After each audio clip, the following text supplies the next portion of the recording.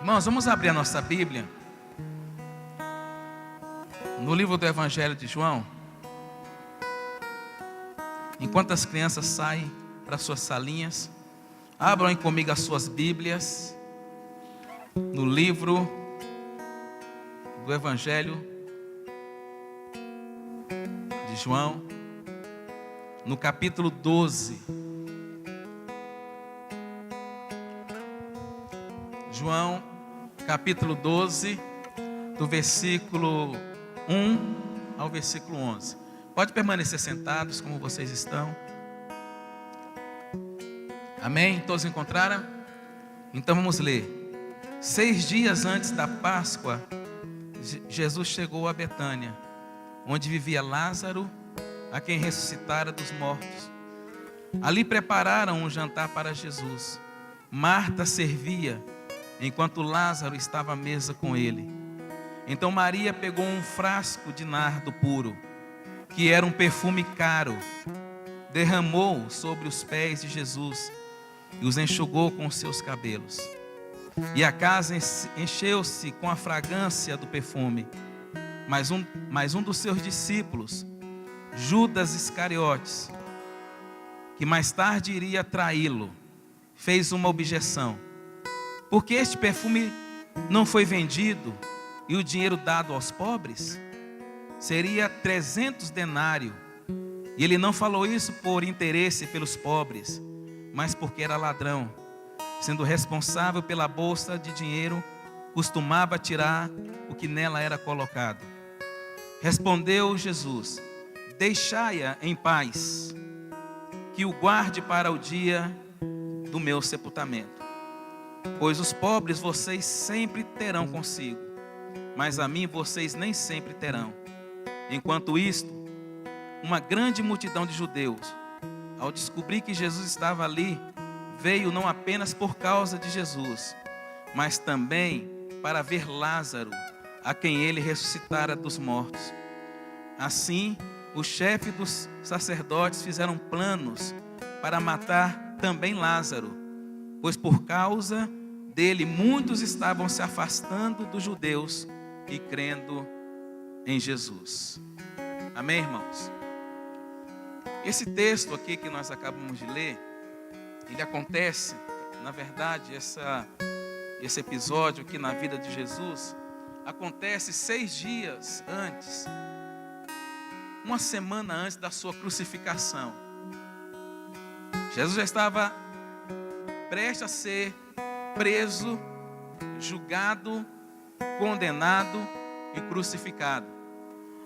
E a Bíblia diz que ele parou, teve esse momento aqui para ele poder descansar, para ele poder estar se recuperando, se refazendo das suas forças. E ele entra na casa de uma família que era costume ele estar quando ele andava pelas regiões da Judéia, de Betânia. Ele sempre se hospedava na casa de Marta, de Maria, de Marta e de Lázaro. A gente vai ver isso em outras ocasiões. Jesus comendo com eles, Jesus se hospedando na casa deles. E a gente observa, irmãos, que além da amizade que Jesus nutria com os seus discípulos, obrigado, querido, com os seus discípulos, ele também desenvolvia amizade com outras pessoas que não era dentro do seu colegiado, vamos assim dizer, dentro daquelas pessoas que diretamente Jesus estava trabalhando para estabelecer a igreja na terra, para formá-los como líderes que daria continuidade ao seu ministério. Jesus também desenvolvia outros relacionamentos de amizade com outras pessoas que não estavam dentro daquele círculo de relacionamento dele, que eram os 12. E ele costumava ir para a casa de Maria, de Marta e de Lázaro. Ele gostava de estar na casa dessas pessoas. A Bíblia não fala nada sobre os pais desses irmãos, porque Maria, Marta e Lázaro, eles eram irmãos. E eles viviam na mesma casa. E a Bíblia não fala nada sobre os pais, sobre o restante da família, mas fala muito sobre esses 3 irmãos. E nada na Bíblia, irmãos, foi escrito por acaso.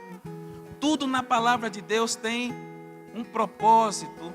Tudo na palavra de Deus tem um porquê. E Jesus aqui estava vivendo os seus últimos dias. E ele então decide pousar na casa desses seus amigos. E é interessante que durante o ministério de Jesus, ele havia enfrentado 3 grandes crises durante o seu ministério. A primeira crise que ele enfrentou está lá em João capítulo 6, no versículo 66. Quando os seus discípulos começaram a abandoná-lo. Quando os discípulos pararam de andar com ele.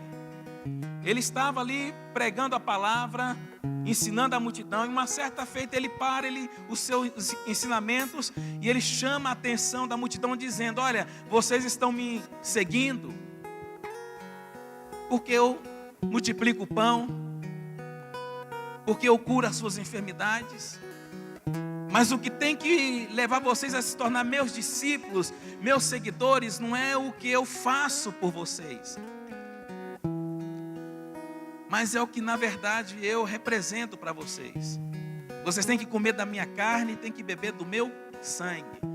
E quando a multidão começou a ouvir esse discurso, irmãos, a Bíblia diz que eles foram deixando Jesus um por um. Foi saindo um, foi saindo outro, foi saindo outro. E de repente Jesus se viu rodeado só com seus 12 discípulos. E Jesus então vira para aqueles homens e pergunta: vocês também não querem ir? Vocês também não querem me deixar? E um dos discípulos fala, Pedro, dizendo: para quem nós iremos, se só tu tem a palavra de vida eterna? Pedro não fala para aonde nós iremos, porque aonde aponta para lugar, um lugar específico, um lugar geográfico. Mas ele fala assim: para quem nós iremos? Aponta para a pessoa. Pedro estava entendendo, na verdade, qual era a base do cristianismo. Porque a base do cristianismo, irmãos, não é um conjunto de dogmas, de leis que são estabelecidas. Mas a base do cristianismo, o cristianismo, na verdade, é uma pessoa. A palavra do Senhor diz que Jesus Cristo em nós, a esperança da glória. Então Pedro, ele entendeu, ele falou: não, para quem nós iremos, se só tu tem a vida eterna, as palavras de vida eterna. Mas muitas pessoas deixaram, irmãos. Apesar de Jesus ser o caminho, muitos deixaram de andar com ele. Porque lá na frente ele diz, lá em João no capítulo 14, eu sou o caminho, eu sou a verdade e eu sou a vida. Ninguém vem ao Pai se não for por mim. Mesmo Jesus sendo o caminho, muitas pessoas deixaram de andar com ele. Abandonaram o Mestre, abandonaram Jesus. Então essa foi a primeira crise que ele enfrentou no seu ministério. A segunda crise acontece aqui nesse texto. Quando muitos deixaram de crer nele, de crer nos seus ensinamentos, de crer que na verdade ele era o verdadeiro Filho de Deus. Muitos não estavam mais crendo nessa mensagem, não estavam mais crendo nessa pregação. Mesmo ele sendo a verdade, muitos estavam deixando de acreditar nele.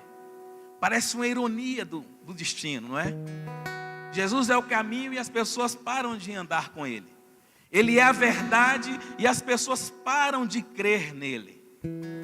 E a terceira crise que ele enfrenta no seu ministério é quando ele é crucificado. Ou seja, ele sendo a vida, os religiosos estavam planejando matá-lo. Então ele enfrentou essas 3 crises ao longo do seu ministério. Mas eu queria chamar a atenção de vocês para algumas coisas que fez com que Jesus gostasse de estar na casa desses 3 irmãos. Aí, tem uma música que nós cantávamos muito, a música é daquele grupo, Filho do Homem, que diz: eu quero ser sua casa favorita. Quem já ouviu essa música? Eu quero ser o lugar onde o Senhor gosta de estar. Eu quero ser sua casa favorita. Quero ser o seu altar. Não é assim que é a música? Então, Jesus gostava de estar nesse lugar aqui, irmãos, por algumas questões, por algumas coisas que ele encontrou nessa casa, que ele encontrou na vida desses 3 irmãos. Como eu disse, nada na Bíblia está aqui por acaso. Então a primeira coisa que Jesus encontra nesta casa, para que ele gostasse de estar ali, para que ele se sentisse bem, estar naquele ambiente, é porque aquela casa era um ambiente de adoração. Ali era um ambiente de adoração. A palavra do Senhor diz que Maria, ela tinha um perfume muito caro. E ela, em um determinado momento ali, quando Jesus estava ali naquela casa, ela quebra aquele jarro com esse perfume caro e unge a cabeça e unge os pés de Jesus. E ela começa a enxugar os seus pés com os seus cabelos. A gente começa a observar aqui que Maria, ela desenvolve uma adoração extravagante, irmãos. Uma adoração que muitas pessoas não estavam entendendo, não estavam compreendendo. Mas para que tudo isso? Para que todo esse exagero? Para que tudo isso? Mas Maria, como adoradora, ela estava disposta a trazer para o Senhor uma adoração genuína, mas uma adoração de qualidade, irmãos. Nós precisamos aprender com essa mulher hoje. Nós temos que ser esses adoradores extravagantes que adoram a Deus, que não se importa com o que as pessoas estão dizendo, com o que as pessoas estão falando. A Bíblia diz que ela quebrou esse jarro de perfume caríssimo. Para os irmãos terem ideia, era o salário de um trabalhador comum durante todo o ano. Ou seja, tudo aquilo que um trabalhador ganharia em um ano inteiro era o preço desse perfume. Então não é de admirar, de estranhar o espanto de Judas ao ficar indignado com o desperdício que Maria estava tendo naquela hora. Mas Jesus, ele repreende a atitude de Judas e diz: olha, deixa Maria quieta, deixa ela em paz, porque o que ela está fazendo para mim. Ela está me honrando, ela está me adorando. Os pobres, vocês vão ter ele todo o tempo com vocês. Vocês vão poder servir a eles em qualquer outro momento que vocês quiserem, mas eu não. Esse momento é um momento único. Irmãos, a nossa adoração, ela é única. Aquilo que você faz hoje, ela não se repete no próximo domingo. Mesmo cantando as mesmas canções, mesmo tendo as mesmas pessoas conduzindo o culto, não é mais a mesma adoração. É único, irmãos. E nós temos que aproveitar a oportunidade que nós temos. E eu quero levar essa atitude de Maria para outras áreas da nossa vida também. Maria não teria outra oportunidade para poder honrar Jesus. Se você for ver, as mulheres, depois que Jesus ele é sepultado, ele tinha sido crucificado, ele é sepultado. As mulheres saem no domingo bem cedinho de manhã, levando os seus óleos, os seus perfumes, para poder ungir o corpo de Jesus, irmãos. E se você for observar nesse texto, Maria, ela não estava presente nessa ocasião. Maria não estava no dia que as mulheres foram lá no sepulcro para ungir o corpo de Jesus.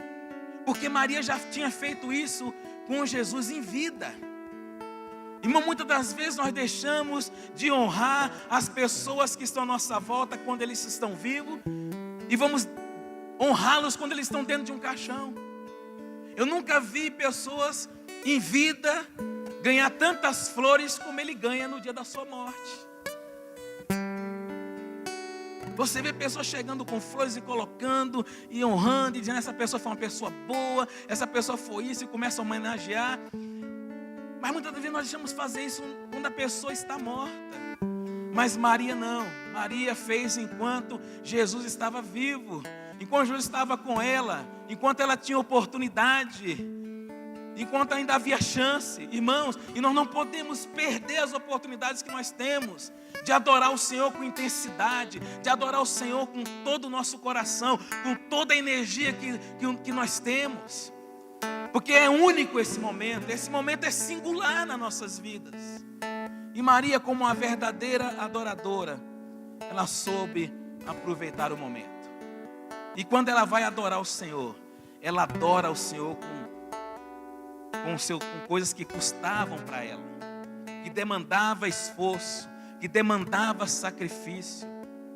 Ela entendeu o que o próprio Davi fez uma certa época, quando ele foi adquirir um campo para construir uma casa, um templo para o Senhor. E ele chegou lá numa propriedade lá, e o dono daquela propriedade falou assim: não, você é o rei, você pode pegar o que você quiser, eu não vou te cobrar nada por isso, pode usar do que você quiser. Qual foi a resposta de Davi para aquele homem? Eu não darei ao Senhor algo que não me custe nada. Muitas das vezes na nossa adoração, irmãos, nós vamos nos esforçar. A nossa adoração requer sacrifício. Amém? Tem pessoas que deixam para adorar o Senhor quando não tem mais nada para fazer. Isso não é adoração. Tem pessoas que deixam para vir na casa do Senhor quando não tem mais nenhum compromisso mais importante. Isso não é adoração. Nós temos que entender que a adoração demanda esforço, demanda sacrifício. Nós precisamos realmente nos sacrificar, e muitas das vezes, para poder alcançar um coração de adorador. E Maria, ela teve essa disposição. Ela não se importou com o preço, ela não se importou com o valor, porque ela entendia que a adoração não tinha preço, irmãos. Como a pastora Silva falou uma certa época aqui na igreja, nós não temos preço, nós temos valor. A nossa adoração também não tem preço, ela tem valor. E ela sabia que não tinha preço. E ela então abre mão daquele perfume caríssimo, e ela unge Jesus. Irmãos, aquilo ali para Jesus foi um incentivo muito grande. Jesus já estava vivendo as angústias da morte naquele momento, as aflições. Ele já estava vivendo aquele processo de sofrimento na sua vida. E eu entendo que isso aqui para Jesus foi um bálsamo. Foi uma motivação de entender que o preço e o sacrifício e a dor que ele iria passar daqui a alguns dias valeria a pena. Não seria em vão, não seria tempo perdido, porque ele estava ali diante de uma verdadeira adoradora que também estava abrindo mão, que estava adorando ele, que estava colocando a sua reputação em jogo. Irmãos, quando Maria lava os pés de Jesus com aquele óleo e ela limpa com os seus cabelos, ela teve que desprender o seu cabelo. E não era comum para uma judia andar com o cabelo solto no meio das pessoas. Era um ato de vergonha quando a mulher andava com o cabelo solto na cultura daquela época. Mas Maria não estava nem aí.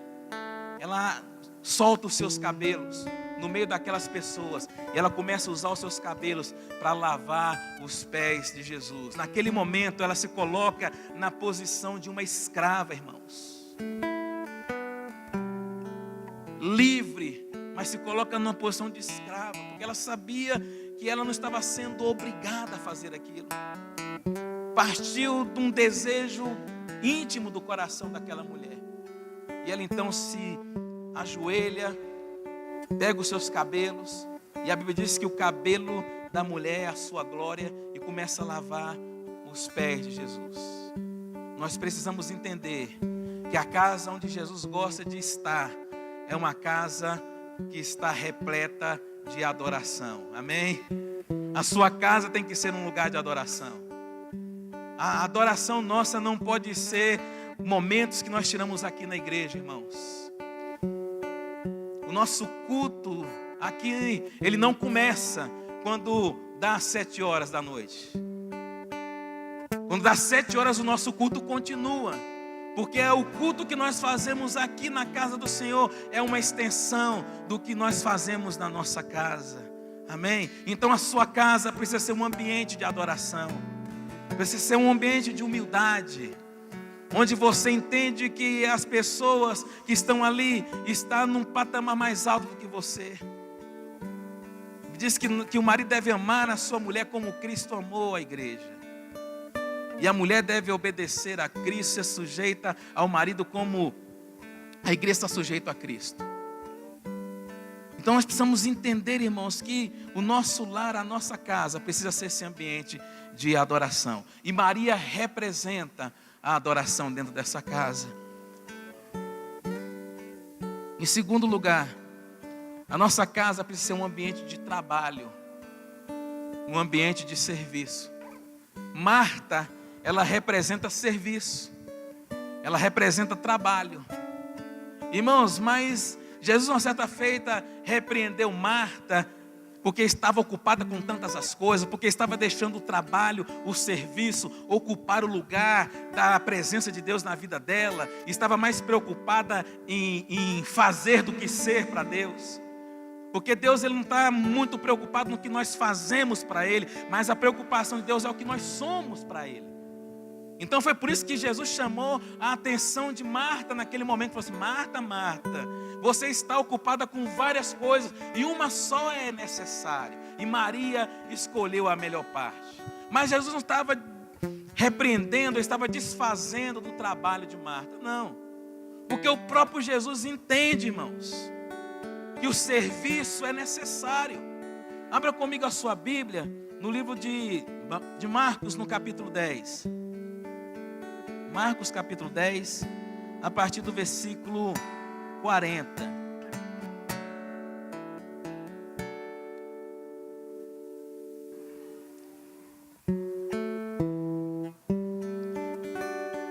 Vamos ler até a partir do 35.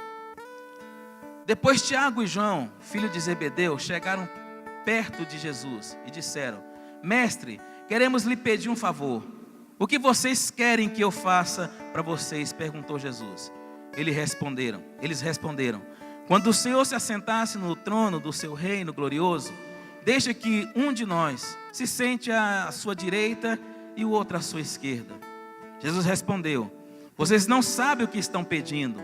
Por acaso vocês podem beber o cálice que eu vou beber e pode ser batizado como eu vou ser batizado? Eles disseram: podemos. Então Jesus disse: de fato vocês beberão o cálice que eu vou beber e receberão o batismo que eu vou ser batizado. Mas eu não tenho o direito de escolher quem vai assentar à minha direita e à minha esquerda, pois foi meu Pai quem preparou este lugar e Ele os dará a quem quiser. Quando os outros 10 discípulos ouviram isto, começaram a ficar zangados com Tiago e João. Então Jesus chamou todos para perto de si e disse: como vocês sabem, os governadores dos povos pagãos têm autoridade sobre eles e mandam neles. Mas entre vocês não podem ser assim. Pelo contrário, quem quiser ser importante, que sirva aos outros. E quem quiser ser o primeiro, que seja escravo de todos. Porque até o Filho do Homem não veio para ser servido, mas para servir e dar a sua vida para salvar a muita gente. Então aqui Jesus põe um ponto final numa discussão. Talvez a indignação dos 10 discípulos não era porque Tiago e João estavam querendo um sentar à sua direita e à sua esquerda, mas talvez a indignação deles é por ter pensado: por que eu não tive essa ideia antes?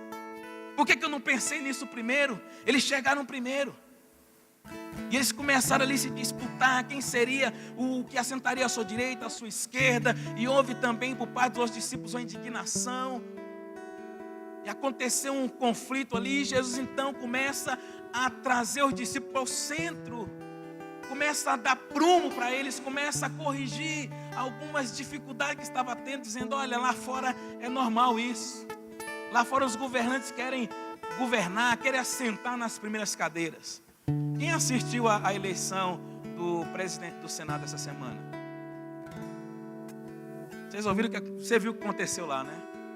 Os senadores falam: mano, sai dessa cadeira, essa cadeira não é sua, essa cadeira não te pertence, você não pode ficar nessa cadeira. E o cara lá na cadeira. Irmãos, parecia uma comédia aquele negócio. Mas na verdade estava todo mundo ali brigando por posição. Todo mundo queria ser o presidente da casa, queria o seu chefe daquela casa. E brigando: sai dessa cadeira, me dá essa cadeira, me dá essa pasta, devolve essa pasta. Aquela luta, aquela guerra. Porque assim é normal no mundo, irmãos, aí fora. Mas para aqueles que é nascido em Deus não pode ser dessa forma. Nós temos que entender que nós estamos aqui para servir. Amém, irmãos? Para trabalhar, para dar nossa vida pelos outros. Lá no Evangelho de João, no capítulo 3, versículo 16, diz: porque Deus amou o mundo de tal maneira que deu o seu único Filho, para que todo aquele que nele crê não pereça, mas tenha a vida eterna. E lá na primeira carta de João, também no versículo 3, no capítulo 3, versículo 16, diz basicamente a mesma coisa, mas acrescenta outras coisas, dizendo: se Deus deu a vida pelos outros, nós também devemos dar a nossa vida pelos nossos irmãos. Então, naquele texto, o apóstolo João coloca nós no mesmo patamar, na mesma condição de servo que Jesus estava, irmãos. Jesus foi o único rei que veio não para ser servido, mas veio para servir. E você vai vendo ele fazendo isso ao longo do seu ministério. Interrompia as horas de descanso, interrompia as horas que ele tinha para dormir, para poder atender as pessoas, para poder acudir a multidão que estava ali necessitada. E ele então fala: melhor é ser servo, melhor é servir do que ser servido. E Jesus não fala só dizendo: olha, faça o que eu mando, mas não, olha o que eu faço. Ele faz, ele dá o exemplo, ele é o modelo de serviço. E aqui está Marta servindo ao Senhor. Irmãos, o que Marta estava fazendo, o trabalho de Marta, a fragrância do seu trabalho era tão boa como o perfume que Maria havia colocado nos pés de Jesus.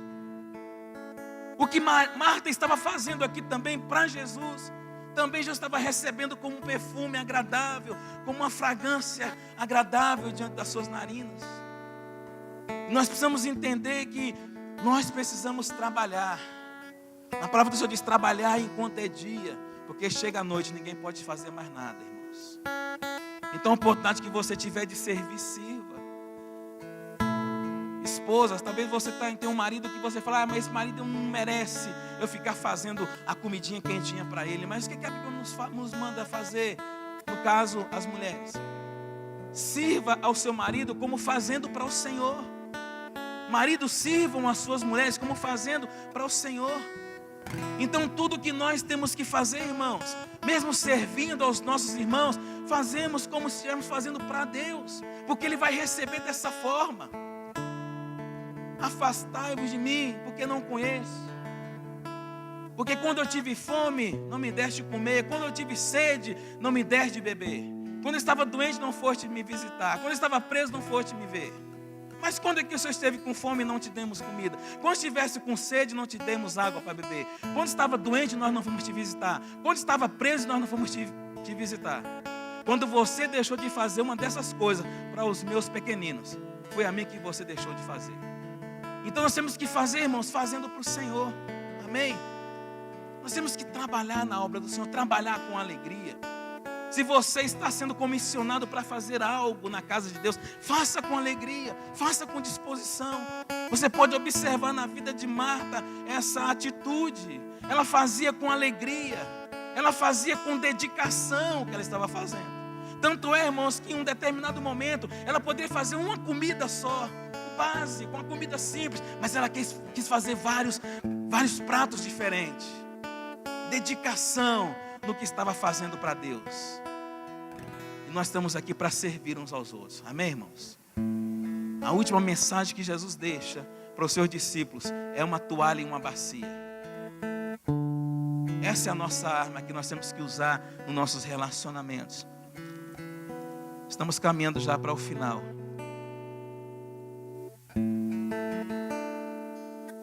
E o terceiro aspecto que fez com que Jesus gostasse de estar naquela casa, porque aquela casa era uma casa de testemunho. Lázaro representa o testemunho. Lázaro havia morrido e Jesus vai, depois de 4 dias que ele já estava até sepultado, Jesus vai lá, manda tirar a pedra e manda Lázaro sair para fora, e Lázaro é ressuscitado. E a partir daquele momento houve um alvoroço muito grande. As pessoas começaram a glorificar a Deus pelo que Deus havia feito na vida de Lázaro, pelo milagre um milagre ambulante que Lázaro se tornou. Onde Lázaro chegava, as pessoas sabiam que Lázaro era aquele que havia estado morto, mas que havia ressuscitado. E quando as pessoas viam Lázaro, eles davam a glória de Deus, porque Lázaro, ele dava testemunho da ressurreição. Amém, irmãos? E nós também fomos ressuscitados. Lá em Romanos diz que nós somos ressuscitados do poder do pecado. Nós somos ressuscitados em Cristo. E como Lázaro que somos, nós precisamos dar testemunho. Nós precisamos ser o testemunho vivo. Amém, irmãos? A sua casa precisa ser um lugar de testemunho. A sua casa precisa ser um lugar onde as pessoas olham e vê Deus na sua casa, vê a presença de Deus na sua casa, vê um lar diferente, vê uma pessoa diferente. Quando as pessoas olharem para você lá no seu trabalho, vê você uma pessoa diferente. Não aquele crente chato, aquele crente enjoado que ninguém gosta de estar perto. Não, mas aquele crente que tem um bom testemunho. Aquele crente que realmente transmite Jesus através do seu olhar, através das suas palavras. E Lázaro era esse homem, irmãos. E sabe de uma coisa? Você não vai encontrar nenhuma palavra que Lázaro falou ao longo dos evangelhos. Você não vai ver escrito, registrado, nenhuma palavra de Lázaro. Mas ele falava com a sua vida. Você vê Maria falando, você vê Marta falando, mas você não vai ver uma palavra de Lázaro. Você não vai ver Lázaro falando com Jesus, você não vai ver Lázaro no seu testemunho falado para a multidão. Sabe por quê? Porque as pessoas não estão interessadas, ou as pessoas não vão olhar para aquilo que nós estamos falando, mas as pessoas vão olhar para aquilo que nós estamos sendo, aquilo que nós estamos fazendo. Amém, irmãos? Então ser cristão não é falar, ser cristão é ser, é fazer. E por mais que Lázaro não tenha falado nenhuma palavra, não tenha dado nenhum ensinamento, mas as pessoas iam até ele para ver o grande milagre que Deus havia feito. Diz um texto aqui que quando as multidões ficaram sabendo que Lázaro estava ali, eles foram para ver Lázaro, eles foram para encontrar com Lázaro, foram para poder tocar em Lázaro, tocar no testemunho, tocar no milagre. Irmãos, e nós precisamos ser essa pessoa de testemunho. Nós estamos entendendo a palavra essa noite? Nós precisamos testificar. Jesus mesmo falou assim: olha, quando o Espírito Santo vier, vocês serão as minhas testemunhas. E testemunha não é como o Felipe falou no começo, de ouvir falar, mas aquela testemunha de conhecimento de causa. Jesus vive em mim, Jesus vive porque Ele vive em mim, Jesus vive e está vivo porque eu falei com Ele hoje. Jesus vive e reina porque eu sou uma prova viva do milagre, da transformação que Ele fez na minha vida. A sua casa precisa ser uma casa de testemunho, a sua casa precisa ser uma casa de serviço, a sua casa precisa ser uma casa de adoração. Amém, irmãos? Vamos ficar em pé nessa hora.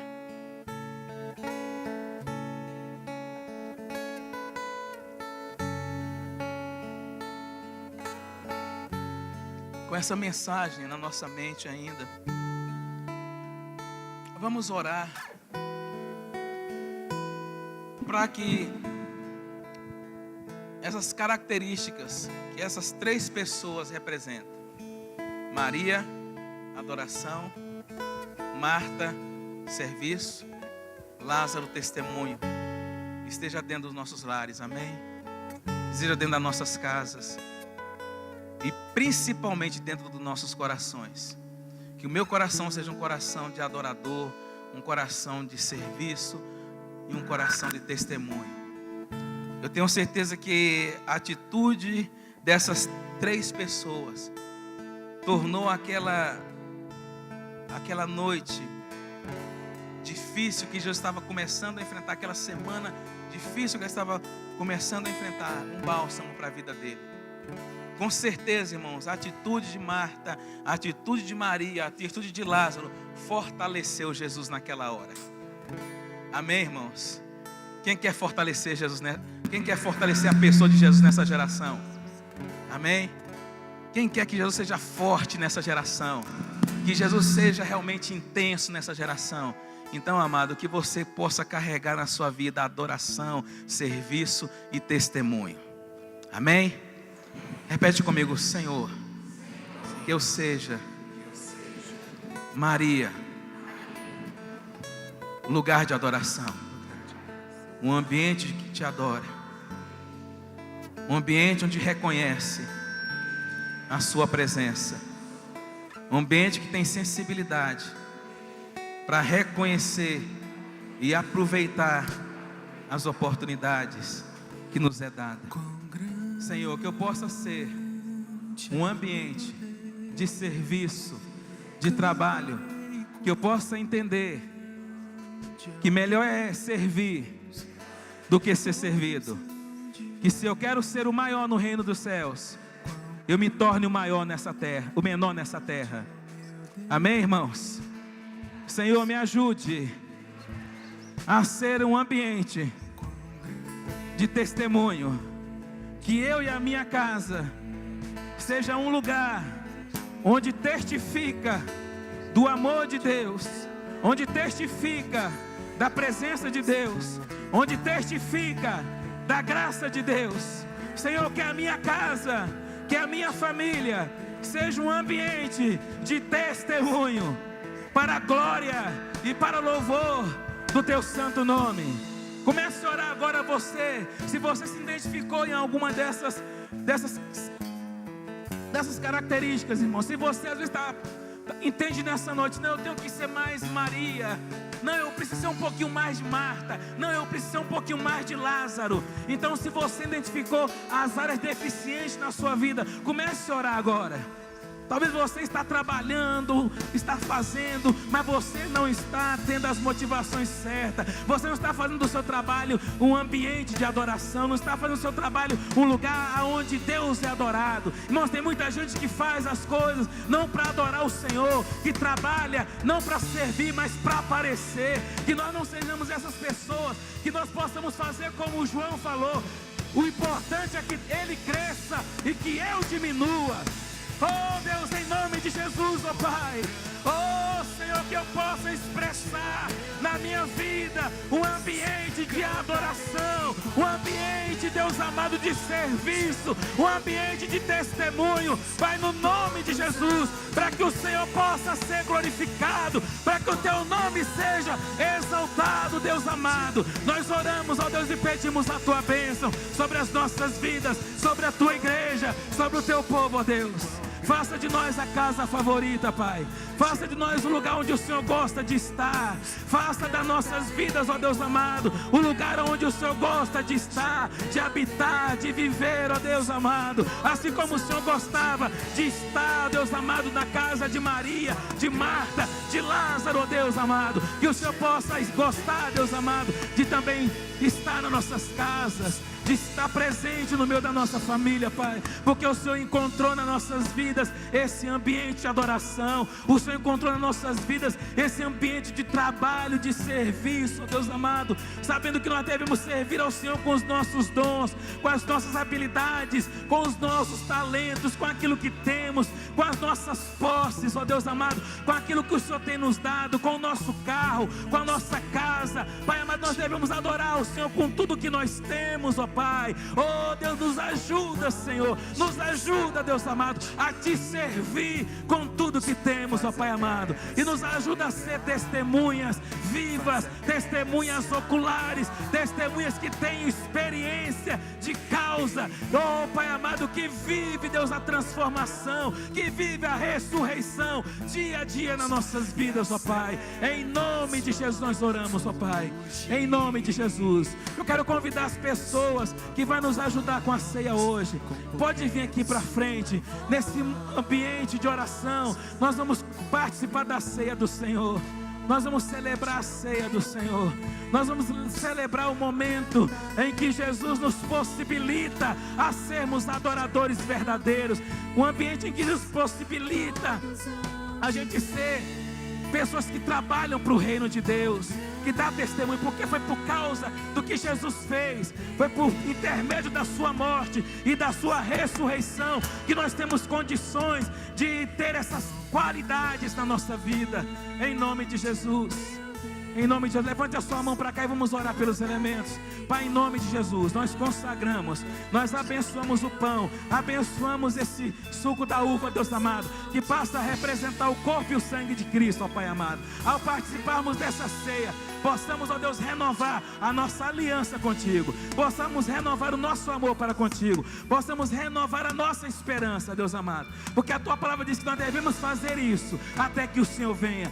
Deus amado, o Senhor virá para buscar a sua igreja, e que nós como igreja possamos estar prontos, possamos estar preparados, ó Deus, para esse grande e poderoso dia, Deus, que vai acontecer quando o Senhor virá mais uma vez nessa terra para buscar a sua igreja, para nos levar, para nos arrebatar, que nós possamos achar prontos, ó Deus amado, qualificados, ó Deus, a entrar no reino de Deus, ó Pai amado, em nome de Jesus, como adoradores, como pessoas que servem, como pessoas que dão testemunho, Pai amado, em nome de Jesus, em nome de Jesus. Saia do seu lugar, venha receber o pão, venha receber o suco da uva. Aleluia, louvado seja o nome do Senhor. Todo nome é o seu, tu és digno do louvor. Aleluia. Eu cantarei quão grande é o meu Deus, sobre todos, sobre todo nome é o seu. Aleluia, adore ao Senhor, Tu és digno, adore aquele que vive e reina para sempre. eu cantarei quão grande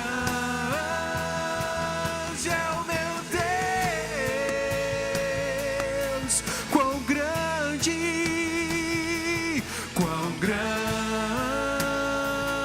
é o meu Deus. Cantarei quão grande é o meu Deus. Todos hão de ver quão grande é o meu Deus. Aleluia. Continue adorando ao Senhor, continue adorando ao Senhor. Adore ao Senhor, adore intensamente ao Senhor. Declare a sua adoração no meio da multidão nessa noite. Não tenha vergonha. Declare. Aleluia. Aleluia. Glória a Deus. Cantarei Quão grande é o meu Deus. todos hão de ver. Quão grande é o meu Deus. Aleluia. Obrigado, Senhor. Obrigado por esse momento que o Senhor nos proporciona nessa noite, ó Deus. Obrigado por participar da ceia do Senhor, Deus. Obrigado por comer esse pão que representa, que simboliza, Deus, o teu corpo, ó Deus. O corpo que levou todas as nossas enfermidades. O corpo que levou o castigo que nos traz a paz. Obrigado, Senhor. Obrigado por ter nos substituído naquela cruz. Aquela cruz era para nós, ó Deus. Aquela cruz é para que nós estivéssemos sendo executados nela. Mas o Senhor morreu a nossa morte. para que nós pudéssemos viver a sua vida. Obrigado, ó Deus. Obrigado. Coma do pão, em nome de Jesus.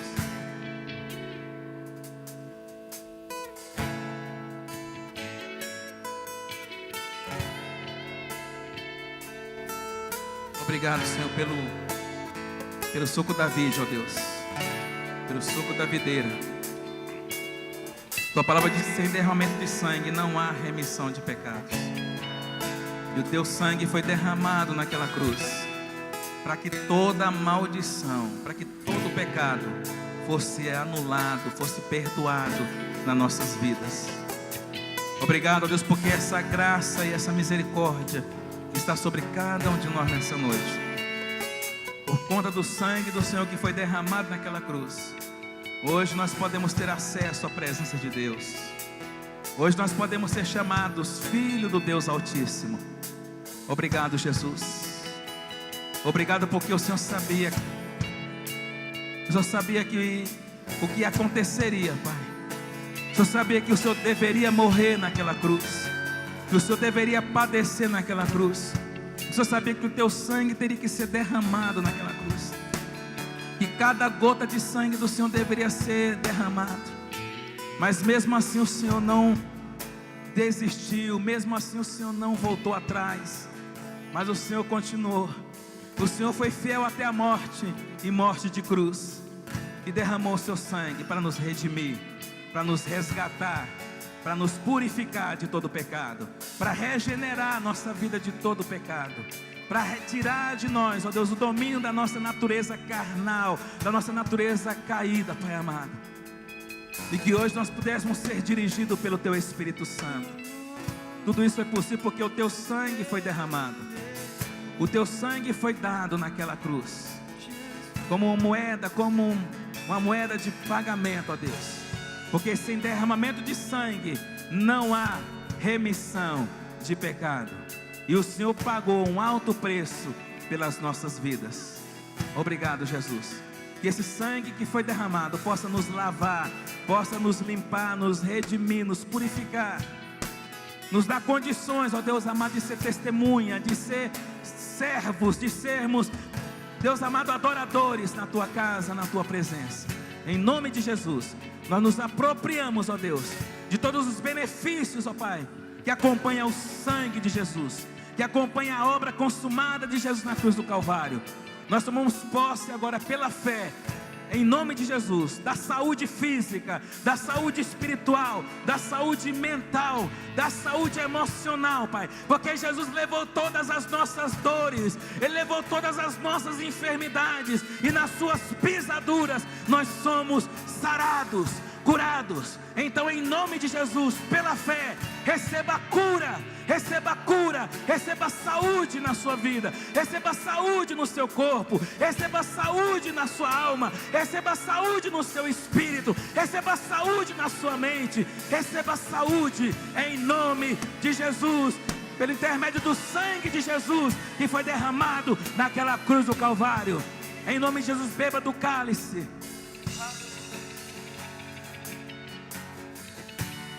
Aleluias. Você pode adorar o Senhor, você pode glorificar o nome do Senhor, você pode exaltar aquele que vive e reina. Obrigado, Jesus. Obrigado, Senhor. Muito obrigado, Deus. Não temos palavra, não temos condições de pagar, não temos condições, ó Deus amado, de quitar a nossa dívida com o Senhor. Mas de alguma forma, de alguma maneira, nós queremos pelo menos retribuir, Deus, o grande amor que o Senhor tem demonstrado pelas nossas vidas. Recebe-nos, ó Deus. Recebe cada um de nós, cada um dos teus filhos, como uma oferta, como um sacrifício agradável diante da tua presença. Amém? Você pode aplaudir o Senhor mais uma vez. Pode dar um brado de vitória. Aleluia. Glória a Deus. Obrigado, Jesus. Aleluia.